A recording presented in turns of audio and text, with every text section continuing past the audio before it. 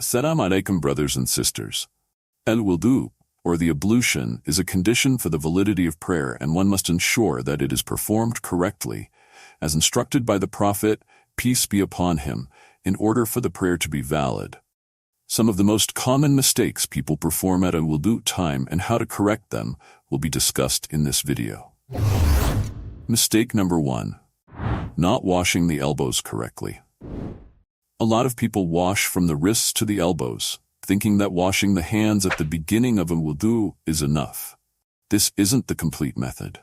The proper way is to wash the entire arm from the fingertips to the elbow.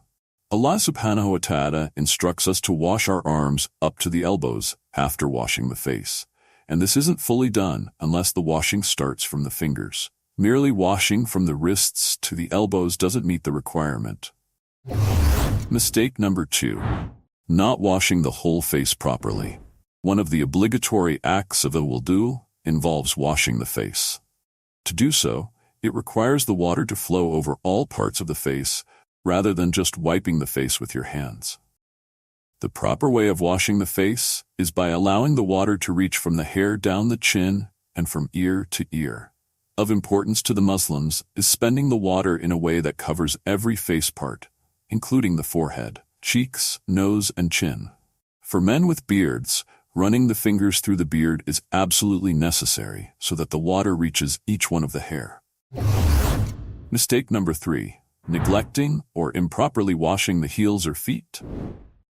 The Prophet ﷺ warned, "Woe to the heels from the fire," referring to the back part of the foot. Some people wash their feet without properly washing the heels, and this invalidates al-wudu. This hadith points to checking areas where water may not normally reach during wudu, and this is the heel. It also warns against the negligence of thoroughness in performing wudu. Mistake number 4. Wiping over sleeves or casts instead of washing the hands. Some people make the mistake of wiping over their sleeves because rolling them up might be inconvenient. However, this isn't the correct way. Al-wudu requires that the hands and arms be fully washed with water. Wiping over clothing is not allowed and doesn't fulfill the requirement. In cases of injury or a cast, it is permissible to wipe over the cast, but all covered areas must be wiped. However, if the cast covers more than what is necessary, the extra part must be removed and the area beneath it washed. If removing the excess causes harm, then wiping over the entire cast is allowed. Mistake number 5. Wiping over socks.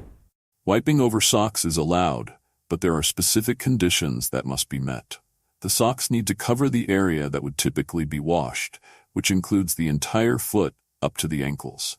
The socks should also be thick enough for walking, and they must be put on after completing a proper wudu. When wiping, it should be done on the upper part of the sock, not the bottom. Additionally, the socks should be thick enough that the skin underneath is not visible, which is the view held by most scholars. Mistake number 6. Exceeding the number of times for washing during al-wudu. Some of them think that washing some parts of the body more than 3 times in wudu constitutes completing the wudu, which is a mistake and against Sunnah. In fact, it is wasteful and a form of deception from shaitan. The Prophet, peace be upon him, showed a man how to perform al-wudu by washing each part 3 times and said, "This is how ablution should be performed." If anyone does more than this, he has done wrong, transgressed, and done wickedly. Mistake number 7. Failing to wash between the fingers and toes.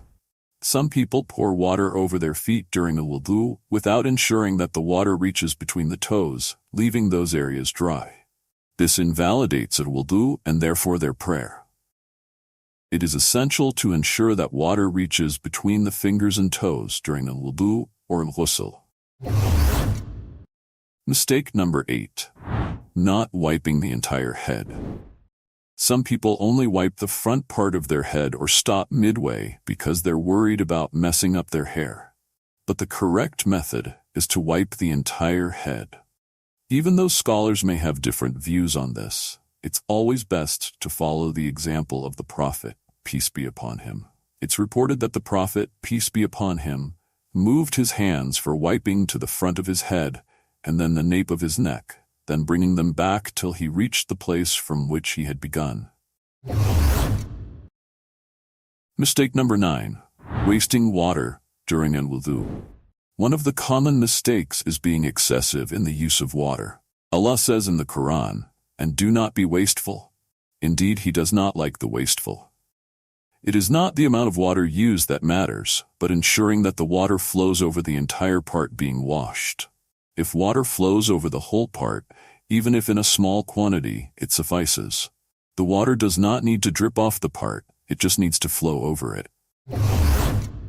Mistake number 10. Believing that al-wudu is required for every prayer. Some people think they need to perform al-wudu before every prayer.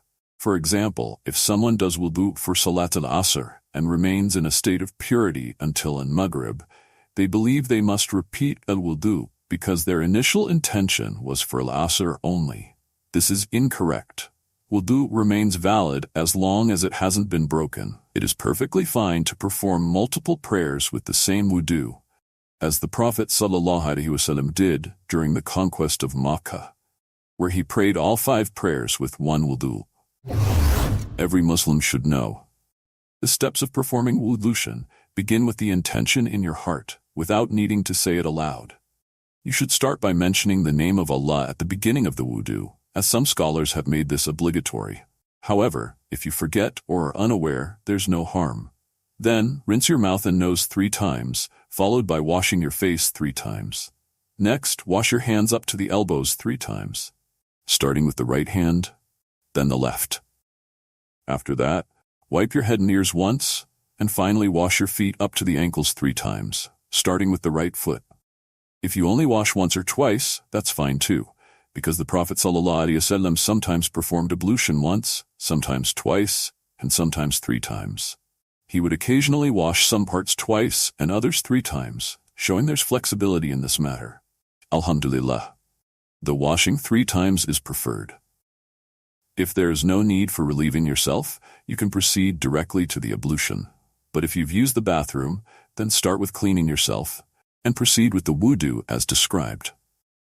Al-wudu in the Arabic language is derived from the word for beauty and cleanliness.